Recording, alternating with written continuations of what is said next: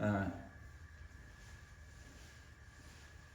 이단이 이 기독교 그리고 국가 전체에 퍼지는 영향은 이제 뭐 일반 사람들도 다 알 만큼 코로나 시국에 신천지가 뭐 벌였던 일들, 뭐 그 이전에도 JMS의 성폭력, 뭐 여러 가지들이 많이 있죠. 그래서 이제 일반 사람들도 이단들은 문제가 있긴 있구나, 뭐 이런 것들 정도는 압니다.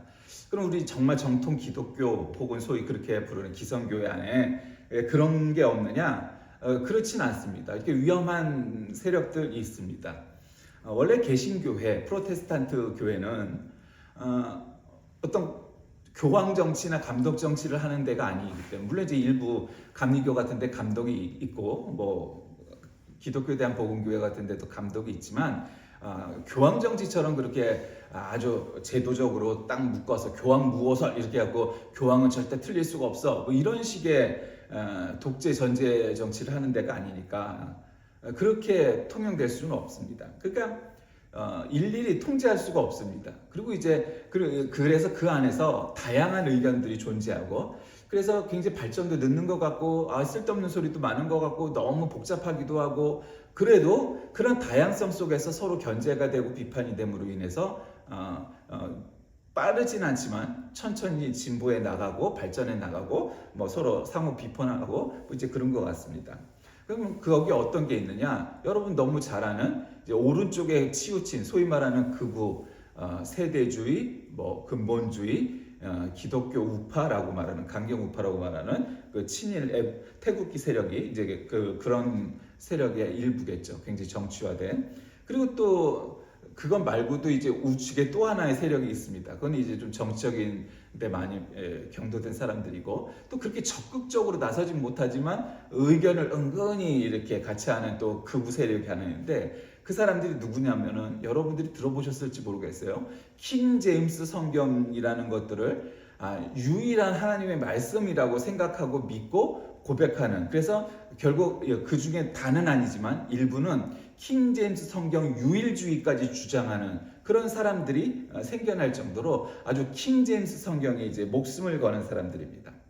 그래서 그 사람들도 굉장히 우측에 이렇게 많이 경도되어 있는, 굉장히 치우쳐 있는 사람들인데, 이제 왜 그것이 그렇게 생겨났는지 우리가 조금 알긴 알아야 될 것 같아서 그렇습니다.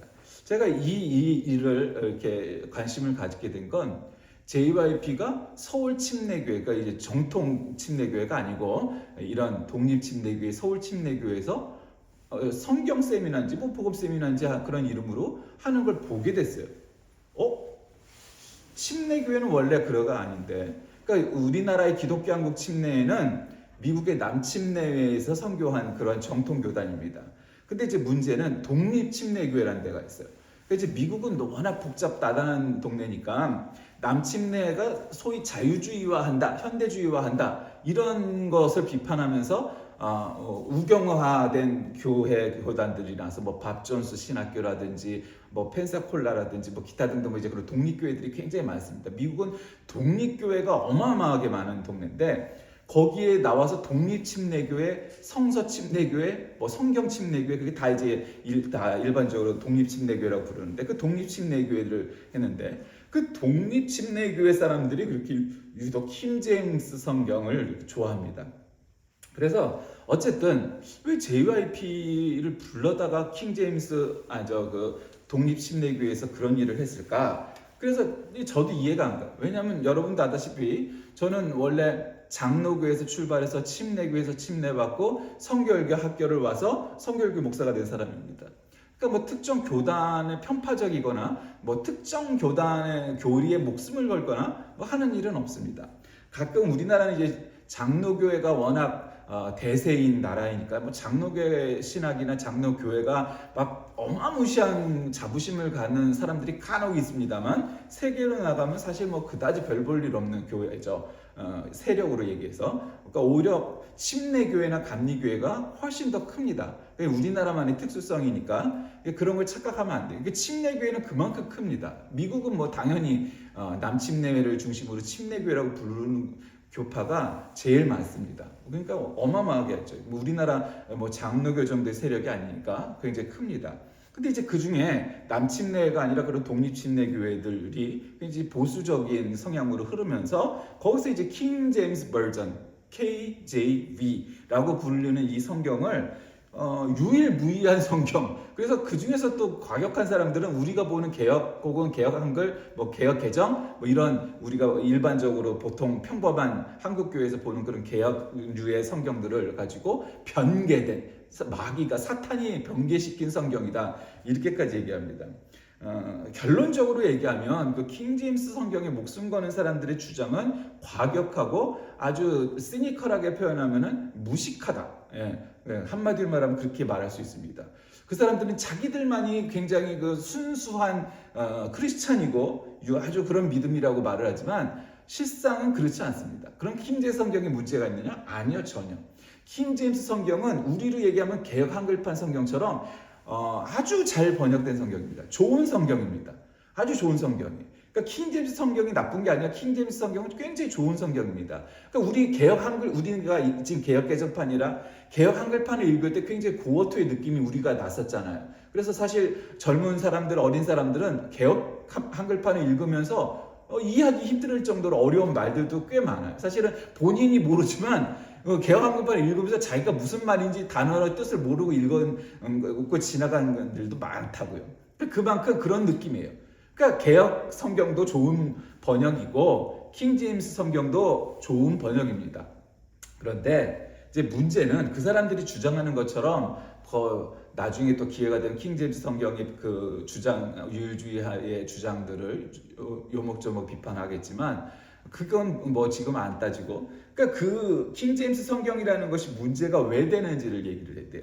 그러니까 킹제임스 성경은 1611년 영국의 제임스 왕 1세가 야 성경을 만들어라 이렇게 돼. 근데 여러분 그 킹제임스 성경이 제임스 왕에 의해서 이렇게 만들어질 때 배경이 뭐냐면 결국 로마 가톨릭 교회로부터 해방되자, 독립하자. 그래서 우리는 우리만의 성경을 가져야 된다. 독일에는 루터 성경이 있고 뭐 프랑스에도 또 위그노파들이 또 그런 성경을 만들었고 뭐 여러 가지 성경을 만드는데 우리 영국만 성경이 없으니 우리도 우리 신학에 맞고 또 굉장히 정확한 번역을 갖는 그런 좋은 성경을 만들어 보자. 그래서 굉장히 그런 저항하는 프로테스탄트적인 그런 개혁적인 정신으로 만든 것이 킹제임스 성경이에요.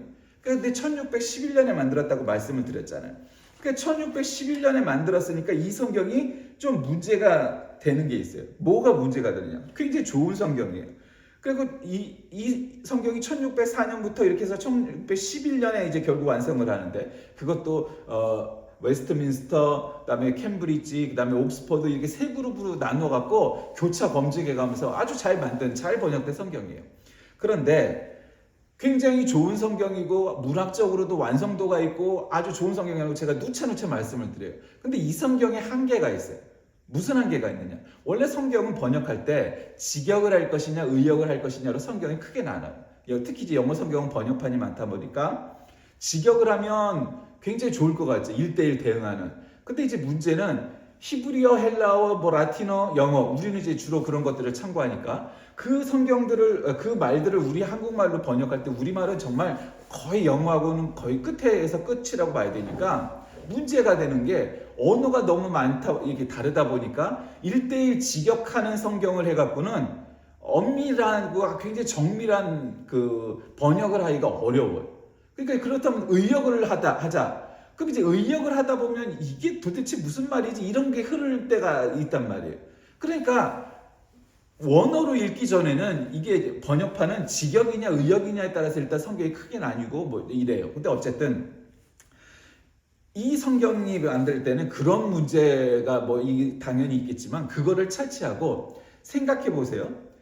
이 사람들이 참고한 것들이 히브리어, 헬라어, 물론 아람어 포함한 히브리어, 그다음에 이제 또 뭐가 있었냐면 세투아진트라고 해서 뭐 이제 70인역이라는 성경이 있어요. 히브리 성경을 헬라어로 바꾼 거예요. 이제 라틴어도 성경이 있겠죠. 근데 그 중에서도 이 사람들이 헬라어의 기본을 한 거 이제 신약만 얘기하면 텍스투스 리셉투스라고 표준 원문이라고 하는 헬라어 번역사본입니다. 근데 이제 그거를 원문으로 해요. 그러니까 이 사람들의 주장은 그게 하나님 주신 유일무이한 이제 사본이다 이렇게 얘기해요. 근데 여러분 아다시피 성경은 원본이 없어요. 근데 사본이 한 종류만 해도 수십, 수백, 수천 가지의 성경들이 있단 말이에요. 그러니까 거의 수만 가지의 이 성경 사본들이 있어요. 그래서 그 성경 사본학에서 공부하는 걸 보면 그 사본들을 일일이 대조해요. 대조해서 이 원문을 어떻게 이렇게 사본을 베꼈길래 이렇게 차이가 나거나 똑같거나 하는 것들을 이 성서 고고학, 고중학, 성경 사본학, 여러 가지 그거 관련해서 하는 사람들이 이미 다 증명을 했기 때문에 우리에게는 원본이 없지만 원본의 99% 가까운 원본을 갖고 있다고 생각을 해도 여러분이 지금 이 시간에 그걸 여러분이 다 이해하기는 어렵지만 그래도 과언이 아니에요. 그러니까 원본이 없다고 해서 원본을 우리가 알지 못한다 이렇게 얘기하기를 학문적으로 어려워요. 그러니까 그만큼 발전했다는 걸 2000년 동안을 이게 쌓아온 학문이니까. 근데 이제 문제는 이 킹제임스 버전이 1611년 초판이 발행되고 1700년대까지 계속해서 옥스퍼드판, 캠브리지판 해갖고 지네끼리 또 싸워요. 그거 갖고. 근데 어쨌든 1700년대까지 이게 확정이 됐습니다. 그리고 이제 번역이 안 됐어요. 근데 아까 말씀드렸듯이 TR, 텍스투스 리스페투스라는 표준 원문을 가지고 헬러 번역 사본을 했는데 그러니까 굉장히 그때는 이것이 완벽하고 혹은 완전하다 이렇게 느끼는 가장 좋은 헬라어 사본이다 이렇게 여겼어요. 그 사람들이. 근데 이제 문제는 1611년에 그게 끝나버렸습니다. 그러니까 지금 그 이후에 400년이 넘잖아. 우리가 24년이니까. 이 400년 동안 그럼 이 성경의 사본들이나 이런 게 발견이 안 됐냐? 발견됐어요. 사해 사본이라는 것도 있고 레닌그라드 사본이라는 것도 있고 그 이후에도 그러니까 지금 사해 사본, 레닌그라드 사본 이런 사본들은 굉장히 이 킹제임스 성경이 본문으로 썼던 그 TR보다도 더 오래된 사본이라는 것이 증명이 됐어요. 역사적으로. 그러니까 이것이 정말 원본에 더 가깝냐 이렇게 말하기는 이미 그 근거 자체가 없어요. 그러니까 과학적으로, 학문적으로, 신학적으로. 그러니까 이 사람들이 만드는 성경이 좋은 성경이긴 하지만 이 성경이 완전 무결하거나 하나님이 주신 유일한 하나님의 말씀 성경이다라고 주장하는 것은 그건 무식하거나 하여튼 과격하거나 둘 중에 하나일 수밖에 없는 거예요. 그러니까 원본 자체가 킹제임스 성경이 굉장히 자기들만이 유일한 성경이다라고 말을 하는 거는 굉장히 문제가 커요. 그리고 근거도 없어요. 왜냐면 아까 지금 말씀드리고 설명하는 것처럼 킹제임스 버전이 굉장히 좋은 성경이다. 아마 성경 랭킹을 따져서 좋은 성경을 따지면 최소한 3손가락이 올라갈 거예요. 그러니까 이 사람들이 특히 싫어하는 성경이 NIV라고 해서 New International Version, 신국제역이라고 우리가 직역해야 하는 그 NIV 성경인데 NIV 성경은 굉장히 의역을 했고 현대어로 했어요. 그러니까 영어 공부를 할 때 좋은 성경은 뭐냐면 NIV예요. 왜냐하면 현대어 성경이고 그러니까 이 킹제임스 버전 입장에서 봤을 때 NIV 같은 거는 이거는 사탄 마귀가 변개해 놓은 변개라는 건 이제 바꿨다는 거예요. 나쁘게 바꿨다는 변개해 놓은 성경이다 이렇게 주장을 하는 사람도 있죠. 그렇지 않아요. 킹제임스 버전도 좋은 성경이고 NIV도 좋은 성경이에요. 다만 장점과 단점들이 아주 명확한 성경이죠. 그러니까 너무 대척점이 있다 보니까 NIV를 이렇게 얘기하는데 실제로 미국에서 많이 읽는 성경을 따지면은 이거 미국이에요. 영국도 아니고. 근데 어쨌든 미국에서 이 통계가 옳은지는 모르지만 어쨌든 킹제임스 버전이 1위고 그만큼 보수적이라는 얘기죠. 그다음에 NIV 성경이 2위예요. 그만큼 NIV 성경도 많이 읽는 성경이다. 그러니까 이 사람들 입장에서는 킹제임스 성경을 그렇게 막 하는 거는 이 성경 자체가 좋은 성경이었다. 다시금 말씀드리지만 굉장히 번역이 유리하고 아름다운 그 당시에 영어로 썼기 때문에 아주 잘 번역됐어요. 근데 문제는 여러분 우리가 예전에 개역 개정판 이전에 성경에서 개역 한글판 읽을 때 우리가 그 개역 한글판 읽으면 본인이 무슨 말인지도 모르고 읽어요. 그러면 여러분 우리가 딴 거 몰라도 영어 성경을 이렇게 딱 읽잖아요. 그 옆에 가끔 한영 대조 성경이 있으니까 그 영어로 읽으면 훨씬 쉬워. 그런 구절들이 있었어요. 근데 왜 이렇게 한국말은 어렵지? 한국의 성경은 오히려 그럴 때가 있었어요. 그 무슨 말인지 모르겠어. 그리고 영어로 읽어도 무슨 말인지 알겠어. 근데 이제 헬라어 시간이나 히브리어 시간에 어떤 이제 교수님들도 이제 그런 성경 구절을 알 거 아니에요. 이제 영어나 한국어가 완벽히 구현해내지 못하는 그 히브리어나 헬라어반의 맛이 있는 구절이 있을 거 아니에요? 그런 걸 들고 그걸 갖다 이제 그 분해를 해줘요. 예, 분해를 해주면서 그거를 이제 설명을 한단 말이에요. 이거는 원래 이런 뜻이 있는데 이게 영어나 한국어로 번역을 했을 때는 그 뉘앙스까지를 정확히 표현을 잘 못해준다. 뭐 그런 구절들이 있어요. 뭐 지금은 뚜렷하게 생각 안 나지만 어쨌든 그런 걸 들어요. 이래서 히브리어를 공부하고 헬라어를 공부하고 하면은 성경을 이해하는데 도움이 되겠구나. 그래서 또 여기서 한층 더 나가서 어떤 교회를 가면 이 신자들한테 히브리어 헬라어를 또 가르치는 교회가 있어요. 왜? 번역판을 공부하지 말라. 영어에는 그런 또 속담이 있거든요. 성경을 원어로 읽지 않는 것은 면사포를 쓴 신부에게 키스하는 것과 같다. 영어 속담이니까. 그런 말이 있어요. 그만큼 히브리어와 헬라를 직접 공부해서 읽어 나가고 해야 원뜻을 우리가 가까이 할 수 있다. 또 그렇게 주장하는 교회가 있어서 평신도들에게 히브리어 헬라를 가르치는 교회도 있어요. 근데 굉장히 극소수죠. 어렵고. 여러분 히브리어 헬라가 물론 아주 어려운 언어는 아니에요. 뭐 영어로 따지면은 더 어렵다는 히브리어를 따져도 영어에 비하면 뭐 한 절반도 안 돼요. 어려운 게. 영어는 계속 발전을 해나가지만 히브리어 헬라어는 이미 사어예요. 사람들이 안 쓰는 말이라고요. 뭐 지금 그리스에서 쓰는 현대 그리스어는 우리가 쓰는 코인의 헬라어라는 그 2000년 전의 헬라어하고는 좀 달라요. 우리가 여러분 세종대왕이 만들었던 훈민정음과 그때 뭐 헤레본이라든가 이런 거 보면은 우리가 대충 뜻을 짐작할 수 있는 한글로 써놔도 있기야 있지만 100%는 아니잖아요. 근데 그거는 지금 500-600년 전에 글도 그럴진데 2000년 전 헬라어가 얼마나 다르겠어요. 그러니까 헬라어를 100% 이해할 수가 없어요. 현대 사람들은. 고어니까 공부해야 된단 말이죠. 그러니까 사어니까 이 언어들은 발전을 하지 않아요. 그냥 그대로 있어요. 그러니까 공부하기가 영어만큼 어렵진 않다. 그러니까 공부할 수도 있어요. 근데 문제는 정말 그런 모든 크리스찬들은 히브리어나 헬라어를 공부해가면서 성경 원문을 갖다 놓고 분해하고 뭐 이렇게 하면서 우리가 공부를 해야 될까? 꼭 그렇진 않아요. 여러분 하나님께서 우리에게 주신 성경이라는 거 그리고 번역본, 사본 뭐 이런 것들이 그렇게 어려운 게 아니에요. 아까도 말씀드렸듯이 킹제임스 성경, 킹제임스 버전이나 제일 처음에 그 자국의 언어로 번역했다는 루터 성경이나 이런 말들이 특히 루터 성경이 왜 그렇게 의미가 있느냐면 뭐 최초로 원어에서 번역된 성경이기도 하지만 종교개혁의 일환으로 굉장히 쉬운 언어로 잘 번역을 했다는데 그 의의가 있는 거예요. 그러니까 킹제임스 성경도 지금은 어려운 영어처럼 보이지만 그 당시에는 굉장히 잘 번역된 쉬운 성경이었단 말이에요. 그런데 지금은 이제 고어가 돼서 아주 쉽지는 않은 말이 돼버린 거죠. 그러니까 어쨌든 그런 성경이에요. 자, 그럼 문제는 우리가 원어가 없으니까 원서가 없으니까 모든 성경들은 그럼 그렇게 문제가 있고 어렵고 뭐 그러냐? 그렇지 않다. 오늘 이 말씀의 제목을 이 모든 말씀으로 말씀하여 이렇게 잡았어요. 그 뜬금없이 십계명이 있죠. 이 십계명이 여러분 구약 성경에 있는 수백 수천 뭐 학자에 따라서 수만 가지 율법의 요약체가 간추린 하나님의 율법의 완성, 모세 율법의 한마디로 이 핵심이 뭐예요? 십계명이에요, 그렇죠? 그럼 이 십계명을 가지고 또 요약을 하면 뭐가 되냐면 1계명부터 3계명 혹은 4계명까지는 하나님과 인간 간의 관계, 그다음 5계명부터 10계명은 인간과 인간 간의 관계를 요약한 거예요.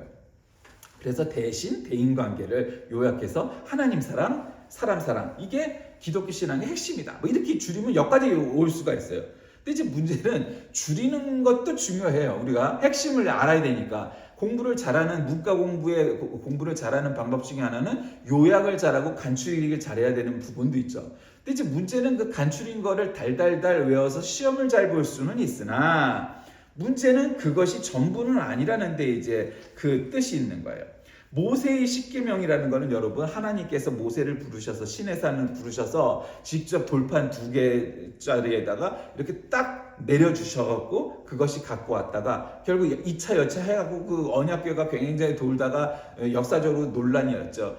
이 언약궤를 갖다가 전쟁에서 탈취해 갔던 블레셋 사람들에게 또 병이 들어서 이게 정말 그것 때문일까 하고 다시 이쪽으로 넘기면서 하여튼 뭐 순환이 많았어요, 여러분. 그 언약궤가. 그래서 한 집안에 들어가서 막 70년인가 수십 년 동안 뭐 머물러 있기도 하고 아무도 손을 안 대는 거야. 그게 들어가면 이게 벌 받을까봐, 그게 들어가면 뭔가 문제가 생길까봐 뭐 그러기도 했었어요. 그 문제는 그럼 모세의 십계명은 결국 하나님이 주신 말씀이라는 거는 그거는 뭐 말할 나위가 없어요. 그건 뭐 아주 정확해요. 그래서 그 모든 것들이 하나님께서 우리에게 주신 하나님의 말씀이라는 거는 뭐 애초에 그거를 뭐 어떤 토를 달 필요가 없을 만큼 그래요. 그러니까 우리가 구약 성경에 있는 율법을 어떻게 지키느냐에 따라 달라. 예를 들면 안식교는 완벽한 이단이라고 하기에는 조금 어려움이 있으나 그러나 이단은 이단이에요. 근데 교리적인 문제가 크게 있지는 않아요. 근데 이제 그들의 문제는 뭐냐면 안식교는 지금도 주일이 아니라 토요일 날, 안식일 날 예배를 드려야 된다고 주장을 하는 거죠. 그리고 구약 성경에서 먹지 말라고 하면 다 먹지 않아야 된다고 생각하는 거예요. 한마디로 굉장히 구약 중심적인, 한마디로 말하면 기독교 안에 유대교적인 생각을 가진 사람들이 안식교란 말이에요. 근데 그 안식교가 말하는 것처럼 그렇게 지켜야 되느냐? 그렇지 않아요. 여러분 그렇게 따지면 주일날 예배 드리러 차 타고 오는 사람들은 다 율법을 어긴 거잖아요. 그렇죠? 주일날 밖에 나가서 밥 사 먹고 뭐 딴 거 하고 뭐 볼링 치고 놀러 다니고 그런 거 다 문제예요? 아니에요. 그럴 수 있어요. 그렇게 구약적인 율법 정신으로 따지면 안 되는 거 세상에 많아. 나는 오징어 튀김이 정말 좋더라. 오징어 어떻게 먹어요? 먹으면 안 되지. 돼지고기를 또 어떻게 먹어요? 뭐 이렇게 되는 거예요. 그러니까 지금 현대 이슬람교와 유태교가 아직도 그런 구약적인 정신으로 살아가려는 사람들이에요. 근데 우리 입장에서 보면 기독교인이나 현대인 입장에서 보면 참 갑갑한 사람들이죠. 그걸 그렇게 살아. 그럼 하나님이 정말 기뻐하시느냐? 여러분, 하나님이 뭐가 그렇게 한가하셔서 우리가 돼지고기를 먹니 먹지 않느니 따위는 음식 따위로 하나님이 기뻐하시고 안 기뻐하시고 그러겠어요? 그런 거 없어요, 여러분. 그게 굉장히 유치찬란한 얘기예요. 그러니까 유대인들이나 이슬람인들이 뭐 돼지고기를 먹니 안 먹니 이따위까지 따지는 거 갖고 하나님이 기뻐하시고 슬퍼하시고 하나님이 눈물을 흘리시고 그런 거 하나도 없어. 그냥 지들 생각이야. 왜 개신교회가 프로테스탄트가 왜 저항정신을 가지고 종교개혁에서 이때까지 왔을 때 지금도 말하는 그 킹제임스 성경이 유일한 성경입니다라고 하는 과격한 세력들도 있고 또 보통 개혁한글판을 쓰는 사람도 있고 뭐 또 다른 성경을 쓰는 사람도 있을 수 있죠. 교회나 교파가. 근데 문제는 그 다양성 속에서도 이게 지탱이 되는 건 우리는 로마 가톨릭교회처럼 한순간에 무너질 수가 없는 구조를 갖고 있어요. 왜? 어느 누구도 통제하지 않고 감독하지 않아요. 그러니까 우리 서로 비판적으로 얼마든지 잘못되고 뭐 문제가 되는 사람들도 있겠지만 그거를 비판하면서 서로 변증적으로 발전해 나갈 수 있는 구조를 갖고 있는 거예요. 근데 그럼 하나님의 말씀은 왜 그런 것이냐? 그러니까 오늘 이 성경도 결국 이 모든 말씀으로 말씀하여 이르시는 거예요.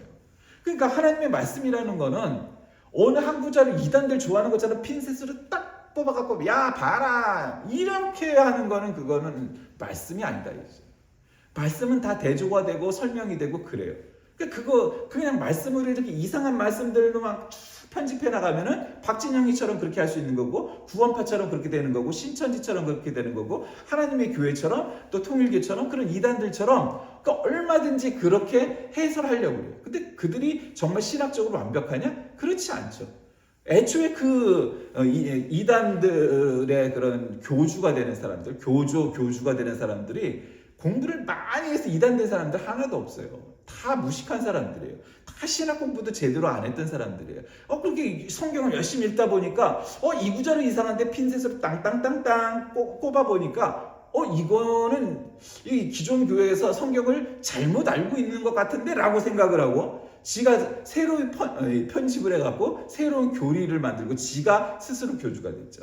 그러니까 교리는 둘째치고라도 제일 중요한 건 뭐냐? 지가 교주가 됐느냐 안 됐느냐가 제일 중요한 거예요. 한국에만 뭐 재림 예수가 뭐 100명이 넘는다는데 그 재림 예수가 100명이 되는 까닭이 무엇이겠어요?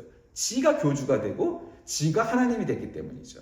그게 다 이단들인 거예요. 사이비인 거예요. 뭐 이단까지도 아니고 그냥 다 사이비가 많은 거예요. 왜 그렇겠어요?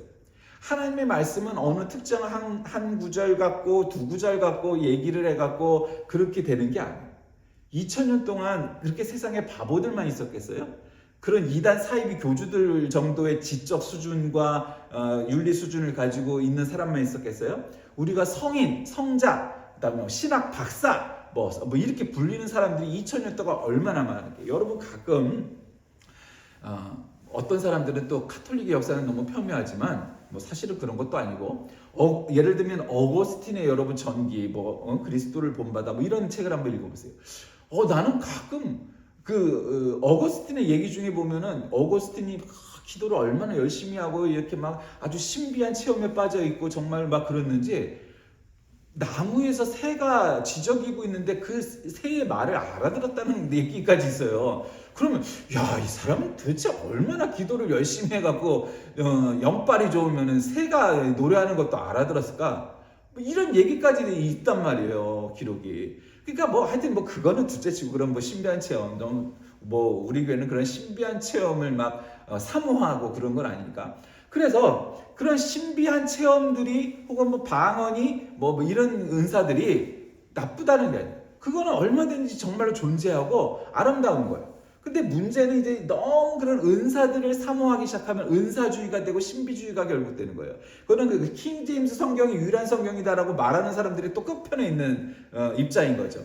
그러니까 제가 말씀드리는 건 정치도 그렇고 신앙도 그렇고 너무 극우나 극자나 한쪽 편으로 경도대가 되면 치우치면 누구나 다 문제가 되는 거예요. 우리 교단이 뭐 사실 한국에서 그렇게 영향력이 큰 교단이 아니죠. 그런데 그래도 감사한 거는 비교적 보수적이고 복음적이지만 그러나 너무 극우로도 치우치지 않고 너무 왼쪽으로도 치우치지 않았다는 건 참 감사한 일이에요.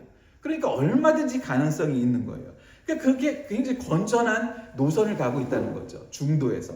그러니까 오른쪽에 치우쳐 있으나 그렇다고 너무 우경화된 그런 교단이 아닌 거예요. 그러니까 얼마든지 가능해요. 그리고 우리는 웨슬리안에 속해 있으면서도 아주 또 그렇게 또 웨슬리안만 갖고 있지 않아요. 우리 교단에 장로님들 있잖아요. 장로라는 게 뭐예요? 원래 목사, 장로, 감독이 다 똑같은 말이란 말이죠. 그러니까 장로교회인 정치예요. 그러니까 우리는 원래 장로가 없어야 되는 거란 말이에요. 그런 데도 있어요. 그건 뭐예요? 장로교의 정치를 또 들여와서 또 섞여 있다는 거죠. 그러니까 하나님께서 주신 모든 말씀은 모든 말씀으로 그 말씀을 설명할 수가 있고 서로 연결이 되어 있고 이래야지 어느 특정한 단어나 특정한 성경이나 특정한 번역본 하나가 극이 적이 되는 게 아니에요. 그걸로 완성이 결코 되지 않아요.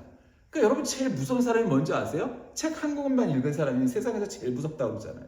그 한 권이 성경이면은 얘기가 다른데 근데 이제 문제는 이 사람들이 공부를 너무 이렇게 많이 한 사람이 아니라 사실 너무 안 한 거예요. 그러니까 킹 제임스 버전 이 성경이 1611년에 나왔을 때는 오히려 그 이후에 그 학문적인 그런 결과들을 반영을 못했어요. 이미 400~500년 동안.